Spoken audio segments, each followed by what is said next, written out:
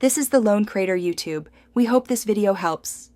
In this video, I will show you how to cook artichokes for spinach dip. First, let's prepare our artichokes. Choose ones that feel heavy and have tightly closed leaves, indicating freshness.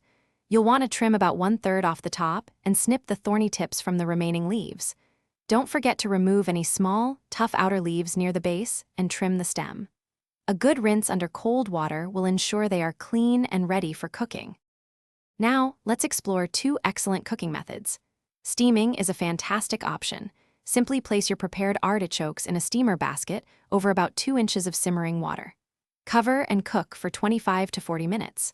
Alternatively, you can boil them in a large pot of salted water for 30 to 45 minutes. Both methods aim for tender leaves that pull away easily. Adding a lemon wedge or bay leaf to the water can infuse a lovely subtle flavor. Knowing when your artichokes are perfectly cooked is key. You'll know they're ready when a leaf can be easily pulled from the base, and the heart feels tender when pierced with a fork. Once cooked, it's crucial to let them cool completely. This step is vital for your spinach dip, as warm artichokes can introduce excess moisture, making your dip watery.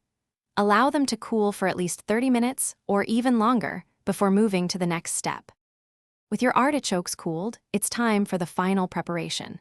Carefully remove the fuzzy choke from the center of each artichoke. This part is not edible. Then, roughly chop the tender artichoke hearts and any edible, fleshy parts of the leaves.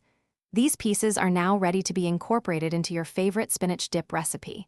Mix them in with your cream cheese, spinach, and other delicious ingredients for a truly delightful and flavorful appetizer. Enjoy! Thanks for watching. Consider subscribing if we helped you.